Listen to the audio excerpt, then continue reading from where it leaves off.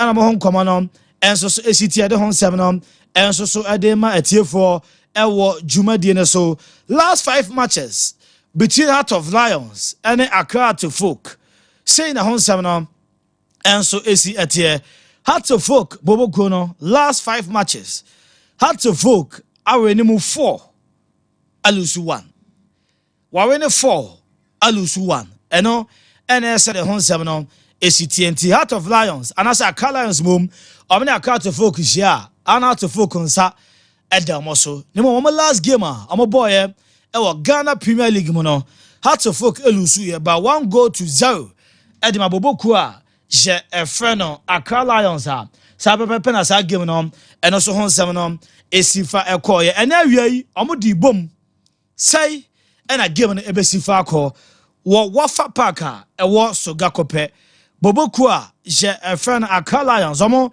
ena home side omo tina fie ato omo sa e de afre Accra to Folk kan ne se no so se Benjamin Asai ono Asai hene e de ma Accra to Folk onsi akan bi Abrant friend Ali Mohammed ono Asai hene e de ma Accra Lions ono so ensi akan bi and so mu mu Black Galaxies aso ya omo so kwakosi akan ya sa bebe na hon sem no esiti Abrant friend Oscar ena wie no ena be ginam no atuja area free wafa park e wo so gakope Accra Lions versus Accra Heart to Folk. Hello Oscar. Bibia bako e wo so gakope.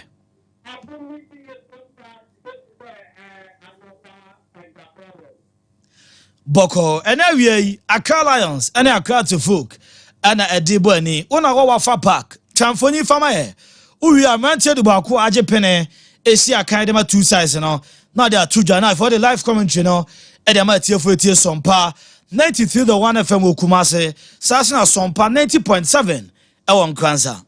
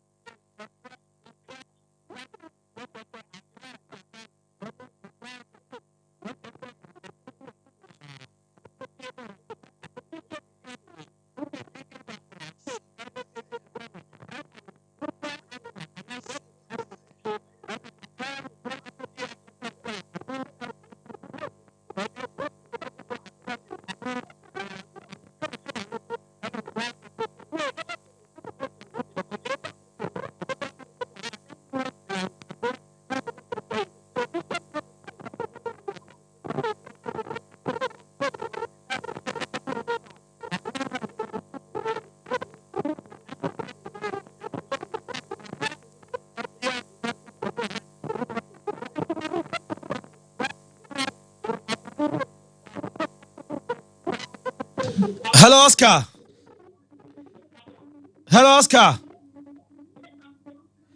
Oscar jinaye fama wa na dede o ahoma ni wadaroma. Jinaye fama e.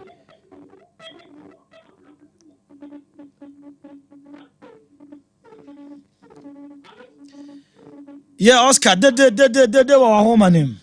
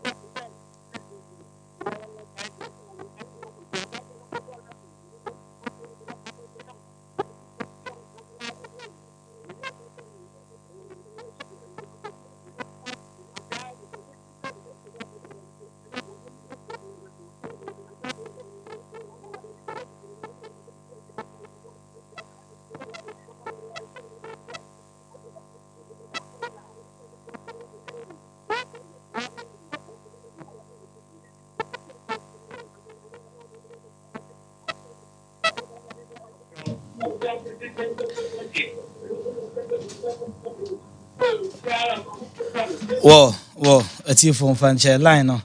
Emu and the Yagusu shares a bia betum clear. Na ya join a brand here. Ye a friend Oscar, Eddie a free sugar cope. Na a free or not to a commentary so. Eddie a few, Eddie a my. Ebobokua, your friend Accra Lions, and Accra to folk, and a day a boy ni.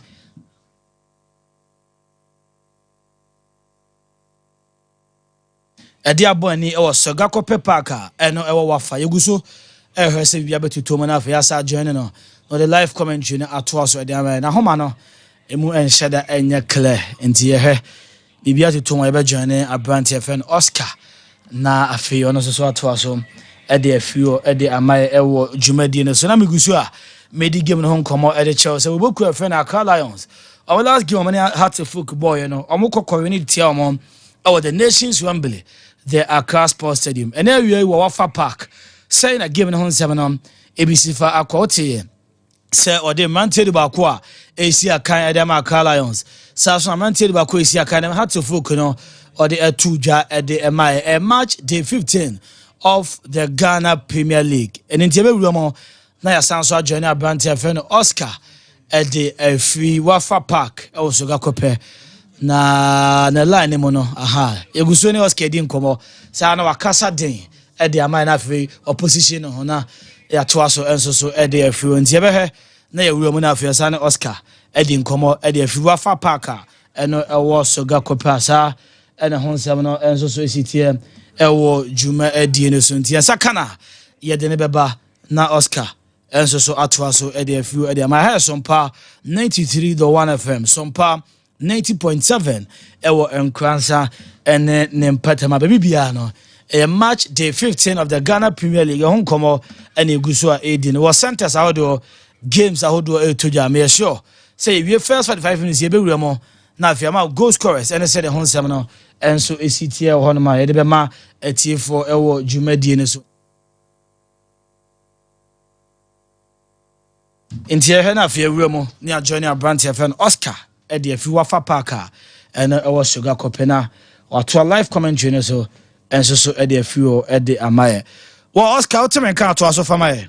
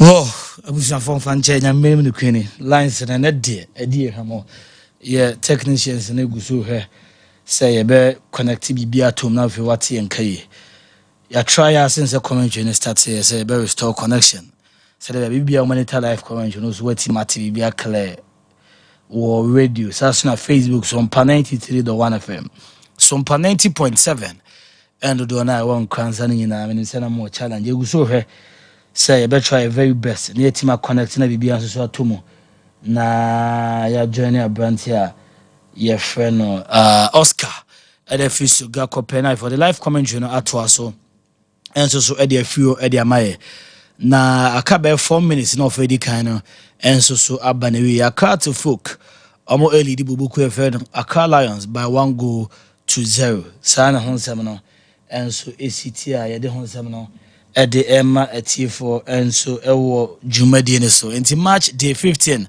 of the Ghana Premier League and a centers outdoor games to Jawa Summer Boy FC Summer Test 1 Nations FC 0 Kaila United and a Vision FC game no omugu so omopem so two teams no obi antimi fa ball ento ne yonko atenemu saa na saa game no honsem esitie wo Bekum Chelsea 0 Dreams FC 0 yahwe se abrantie friend no Oscar we dey be kwa hello Oscar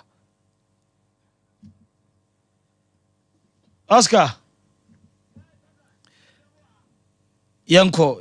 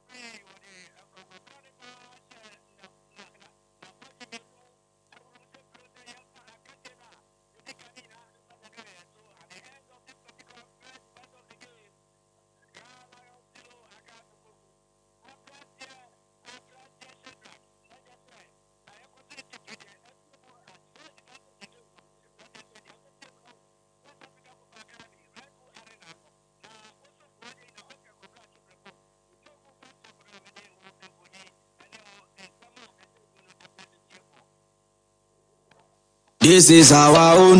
Let's cherish our own. Ghana Premier League is back again. I say this is our own. Let's cherish our own. Division 1 League is back again. This is our own. Let's cherish our own. Ghana Premier League is back again. This is our own. Let's cherish our own. Women's Premier League is back again. I don't see a day what dog can want. I need you can want. I wish you more. I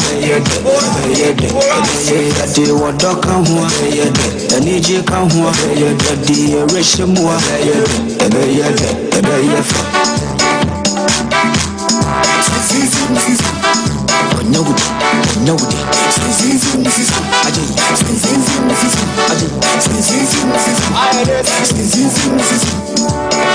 Since the days of Baba Yara, we've been there, we've been there. Ghana Premier League is back again. Since the days of Shamokwe, we've been there, we've been there. Division 1 League is back again. Since the days of Abetasaki, we've been there, we've been there. Women's Premier League is back again. Since the days of Asamoah John, we've been there, we've been there. Ghana Premier League is back again. Since the days of Ishmaelado, we've been there, we've been there. Division 1 League is back again. So this is our own. Let's cherish our own. Ghana Premier League is back again. This is our own. Let's cherish our own. Ghana Premier League is back again. This is our own. Let's cherish our own. Women's Premier League is back again. What was your for Ghana Premier League match day 15? The live commentary no the Babesum was Sompa 93.1 FM. It's back again. Since the days of Abedi. First 45 minutes, you know, Abawiye or Wafa Parker. Ghana Premier Also got Kope. Since the days of Joe Debra. We've been there, we've been there. Division 1 League. Accra Lions, the home team. And the days of that's the focus. I'm a Kadaba Komo intimate. Mohammed Hussein. On a 36 minutes, when you go no. Edema Accra to folk. Go on a quick crema. The first 45 minutes. About every year, Wafa Park also got Kope. Which are Brant FN Oscar. So the live commentary at the face so got Kope at the Bay. is back again. My Indi Campa at T4 Channel. Is back. The shots your first 30 minutes. Then you're many minutes. Now, sound now quite baby. Is back again. You try your best, Kikanyama Booman, son. I'm GD pass a car last 6, 7, 8 minutes. Now, for the sound in the movie, the shot said, and you made me to back again. See the Bibia to Tuma, sound in a year, pa. War radio. So her Facebook, Bring back. send us to Tumana for the donor or Facebook. And no more monitor. It was Sompa 90.7. It was in concert and party when almost beat me. I enjoy live commentary and so ready for you. Body, go tell everybody, bring back the roof, tell everybody. We didn't hear the Shadrach, many a brand here, friend on Ransford, and our house on an entire some passport screen on we now can't be. And you say the live commentary, and the bills also reactions from the various league centers, you know, yeah, there's also a baby some would you median so. He's back again, he's back again, he's back again, he's back again, he's back again. Ghana, Ghana, Ghana, Ghana. Premier League, Division 1 League, Women's Premier League. He's back again. Je did it, je did it.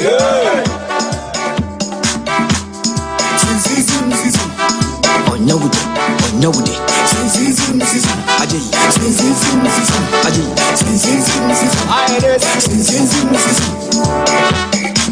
Ref, this is our own. Let's cherish our own. Ghana Premier League is back again. One more time. This is our own. Let's cherish our own. Ghana Premier League is back again. Reggie on it.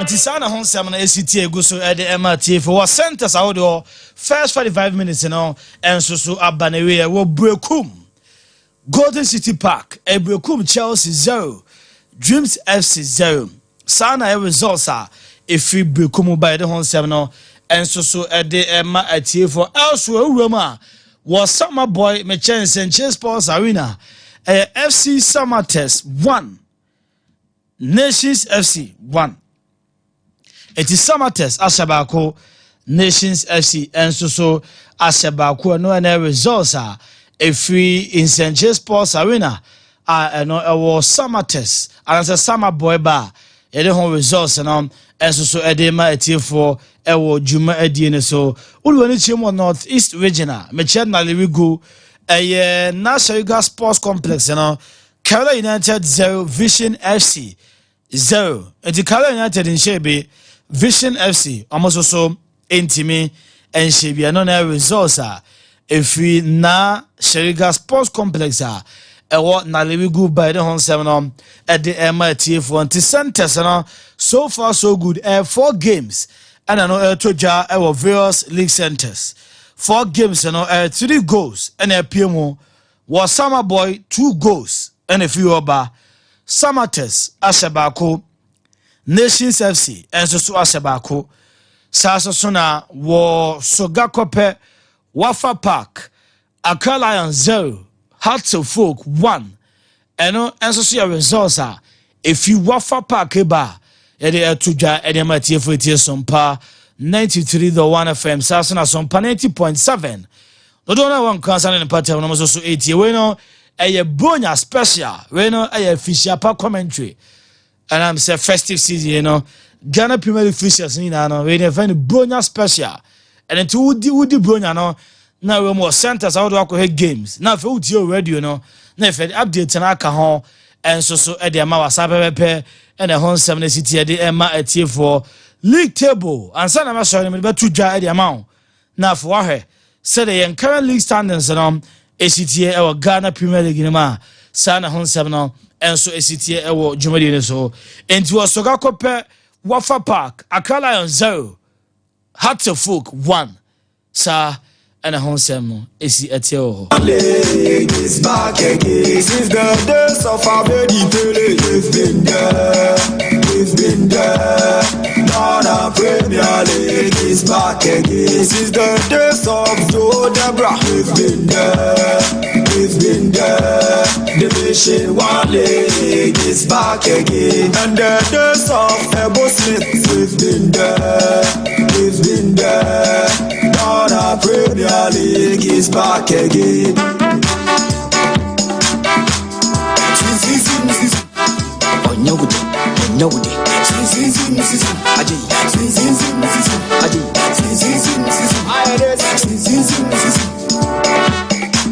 Division 1 league is back again. Division 1 league is back again. Hey, mama. Hey, mama. It's back again. Women's Premier League is back again. I say Women's Premier League is back again. Hey, mama. Hey, mama. It's back again. Tell everybody, tell them. Everybody, tell them. Go tell everybody to bring back the loop. Tell everybody. Hey. Body, go tell everybody, see we won't bring the loop back. Tell everybody, body, go tell everybody, bring back the loop. Tell everybody, body, go tell everybody, bring back the loop. Say Ghana, Ghana, say Premier League. Na Nations FC go no. It's Premier League. Grant your friend Emmanuel no ono Romo Nations FC akache ono eneti Canada momo. After say Solomon J ono enya go eden obuku e friend FC Summer Test. Premier League. Division 1 League. Women's Premier League. He's back again. Je did.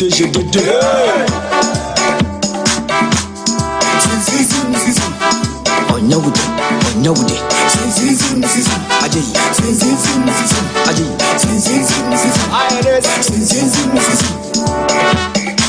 Ref,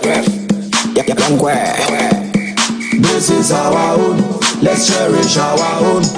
Ghana Premier League is back again. One more time. This is our own. Let's cherish our own. Ghana Premier League is back again. Reggie on it. And after so brand friend Emmanuel no our Nations FC no making a deal permanent from Boboku FM Bechem United. Emmanuel no from Bechem United no room no and ono na equalizing goal at the Nations FC sa na hon seminum and so city ama free say na otwim and Nations FC confirm is afraid I official a brand friend Emmanuel ono a player at the Nations FC na otwim and omo confirm ye meche enu ada ene owuomo into the starting lineup and Boboku a je a friend Nations FC wato so and equalizer nam e de amamo against Boboku a je a friend FC Samates ntisa pepe and asansem na city e de ema atiefo nti Samates 1 This is our FC 0 and a resource a free summer boy ba oduani echemu e wo so gakope park a wafa game na mo sase na na mo de pa Heart of Lions the home side I'm try nya chances ni bia they also mo share am want to take more chances and then the quick come at 36 minutes Hussein on the star boy the man crowd to folk do don GDA pa say Seattle folk team no o cut top 4 players top 3 unti mbo na unya branch your friend Hussein no emfa no emfiri mo ono bono so ene wa send ono enya good ya ma crowd to folk game no enyamba na wiye second 45 minutes so they be American they all to play for and such I be o game ni ma second 45 minutes no ebetimi aba since the days of Baba Yara we've been there Indian Chelsea be room na face second 45 minutes no journey a brand friend Oscar yes how to folk bit ma kwekuma na omoda for 3 points at the free so gakope and as I said again be sifa ko also a breakum Chelsea Dreams FC yeah na ko we 0-0 na and I said about 90 minutes away no back again two teams na breakum Chelsea and Dreams FC back on the to also enya win for no for 3 points no at the Accra. This is the days of Ishmael Ashega Sports Complex Accra United 0 Vision FC 1 Vision FC so this is Ashekana back let's share the Etia Boboku a friend Karela United league is back again. This is our own. Let's cherish our own. Ghana Premier League is back again. This is our own. Let's cherish our own. Women's Premier League is back again. This is the days of Emmanuel Clotte. Here na ya join a branch here your friend Oscar at the free so gakope na Oscar ba na what to live commentary so enso so e dey free at the amaye ye free ho na ya crowd to folk the away side omo ashaba come Accra Lions enso so intimate Bronya special Ghana Premier League match day 15 Oscar ba ho na so to so e dey free so gakope park enso so e dey amaye. Hello Oscar. Young Oscar.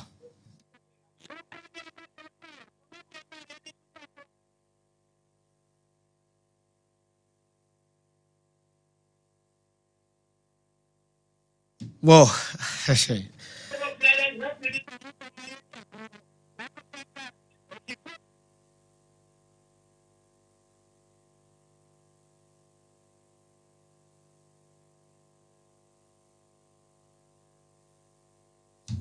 Whoa, Oscar line breaky nti.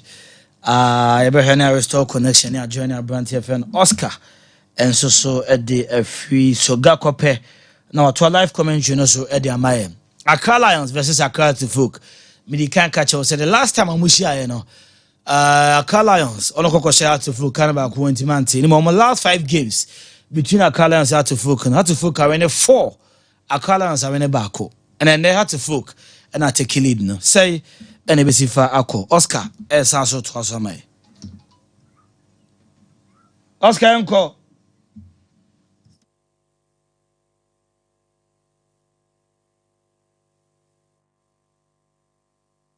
hello Oscar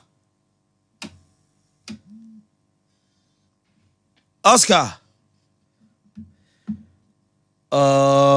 well na sa restore connection na join a brand FM Oscar from Sogakope na if you want to aso so e dey few e dey ama na say the game no besifa akọ 90 minutes ewo Sogakope Wafa Park Accra Lions 0 Accra to folk 1 nti we ne nkan for me no ana dey abani ewo Sogakope Accra Lions ene Accra to folk Oscar bibia tuto ma yenko ai